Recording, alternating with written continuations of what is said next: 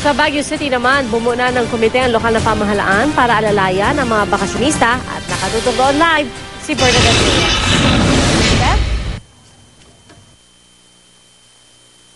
Ating kababayan, kaya naman ngayon pa lang, maigpit na ang pinapatupad na seguridad sa tinaguriang Summer Capital of the Philippines.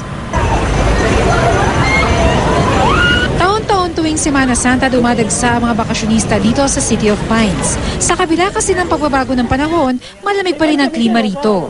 It's more fun in Baguio City. Maganda, malamig. Tsaka daming magagandang tanawin dito.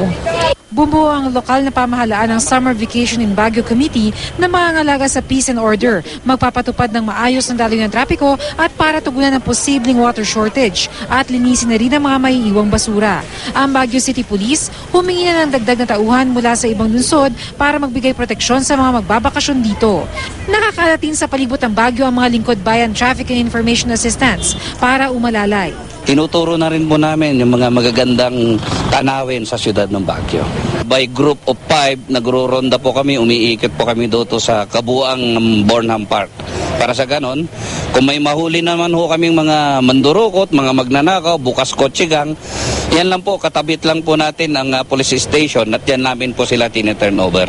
Siyempre, hindi lang puro bakasyon. Magkakaroon din ng samut-saring Lenten presentation sa iba't ibang simbahan dito sa Baguio simula ngayong Palm Sunday hanggang sa Easter Sunday. Pia, hinahanda na ang Baguio Cathedral para sa mga gaganaping Lenten presentation at sa mga misa bilang bahagi pa rin ng Semana Santa. Pia? Maraming salamat, Bernadette Reyes.